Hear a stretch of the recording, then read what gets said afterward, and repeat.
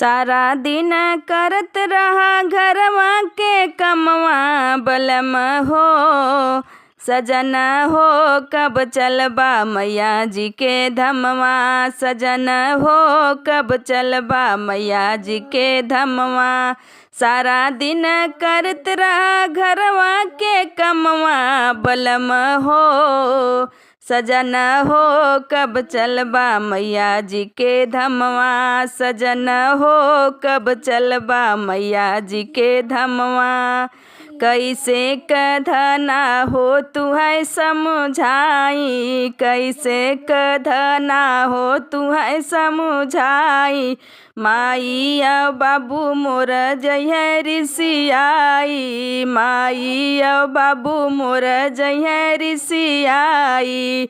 बहिन पड़ल बाटे खेतवा के कमवा बलम हो। बलम हो कब चलबा मैया जी के धमवा। बलम हो कब चलबा मैया जी के धमवा।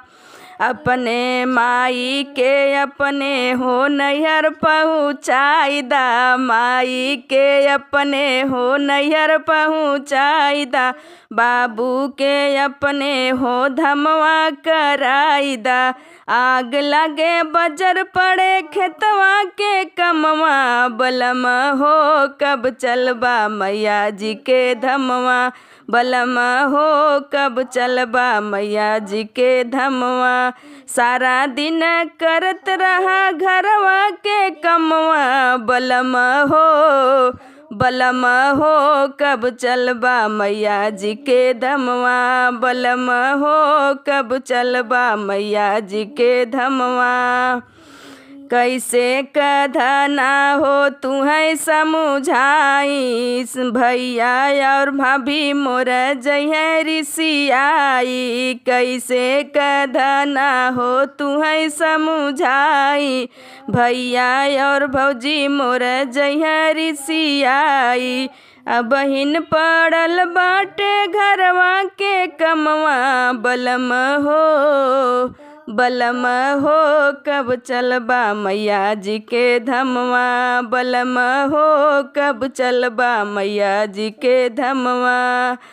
भौजी के अपने तू अलगा कराई दा। भैया के अपने तू बहरे भेजाई दा। छोटकी नदिया के ले चलब संगवा बलम हो कब चलबा मैया जी के धमवा। बलम हो कब चलबा मैया जी के धमवा। तू त बुझालू धना जनमय करगरी। तू तय बुझालू धना जनमय करगरी। चला न धना चला न धना बनवा तू गठरी। चला न धना बनवा तू गठरी। ई लचके करल माई के चल के करल जाई माई के दर्शनवा बलम हो कब चलबा मैया जी के धमवा।